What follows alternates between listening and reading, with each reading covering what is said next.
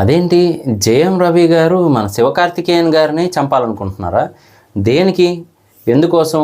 మరి అథర్వ గారు వీళ్ళందరూ కూడా పరిగెడుతూ అలా స్టిక్స్ పట్టుకొని లేదంటే పెట్రోల్ క్యాన్స్ టైప్లో పట్టుకొని ఎందుకు పరిగెడుతున్నారు?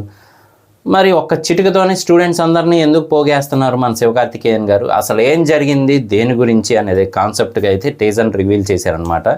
ఇంతకీ ఏంటి మూవీ అంటే మాత్రం అదేనండి, మన శివకార్తికేయన్ గారిది పరాశక్తి అని చెప్పి అయితే మూవీ రాబోతుందనమాట. ఇందులో స్పెషాలిటీ ఏంటి అంటే శివకార్తికేయన్ గారి డబ్బింగ్తోనే రాబోతుందని అర్థమవుతూ ఉందన్నమాట టీజర్ చూస్తూ ఉంటేనే. అలాగే ఈ డైరెక్టర్ గారు కూడా మంచి వర్త్ అని చెప్పొచ్చు అనమాట. అంటే ఒక డిఫరెంట్ క్యారెక్టరైజేషన్ చూపిస్తారు హీరోలో. సో మరి ఎవరు ఈవిడ అంటే మాత్రం సుధా కొంగరా గారు.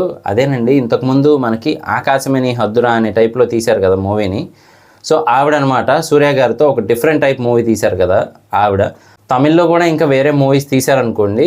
సో ఒక డిఫరెంట్ క్యారెక్టరైజేషన్ ఉంటుంది హీరోస్కి ఈవిడ మూవీస్లో. అలాగే విలన్స్ను కూడా విలన్స్గా చూపిస్తూనే వాళ్ళలో కూడా ఉన్న ఒక మంచి యాంగిల్ని ఎలివేట్ చేస్తూ ఉంటారు. సో మరి ఇందులో కూడా అదే టైప్లో ఉంది. కాకపోతే ఎందుకు అంత కక్ష అనేది చూడాలి. ఇంకొక వైపు అథర్వ గారు, శ్రీలీల గారు, ఇంకా వీళ్ళందరూ కూడా ఉన్నారనమాట. మరి చూస్తూ ఉంటే మాత్రం శివకార్తికేయన్ గారు నడుస్తున్నప్పుడు డోంట్ టచ్ స్టూడెంట్స్ అని చెప్పి అయితే ఉంది. మరి దేని గురించి, అసలు ఎందుకు ఇదంతా అనే టైప్లో అయితే ఉందన్నమాట. కాకపోతే ఇదంతా ఒకప్పుడు మద్రాసులో జరిగింది అని చెప్పి మనకి క్లియర్ కట్గా అయితే చూపిస్తూ ఉన్నారు. సో చూద్దాము. టైటిల్ అయితే మాత్రం చాలా ఇంట్రెస్టింగ్గా ఉంది. అలాగే టీజర్ కూడా బాగా ఎంగేజింగ్గా ఉంది సస్పెన్స్తో. సో మరి మొత్తానికైతే ఒక డిఫరెంట్ ఎక్స్పీరియన్స్ ఇవ్వబోతున్నారు శివకార్తికేయన్ గారు అమరం తర్వాత అని చెప్పి అర్థమవుతుందన్నమాట. సో మీకు టీజర్ చూసాక ఒకసారి ఏమనిపించింది అనేది కింద కామెంట్ చేయడం మర్చిపోకండి. అలాగే మళ్ళీ నెక్స్ట్ వీడియోలో కలుస్తాను. నేను మీ ప్రసాద్. Love you all.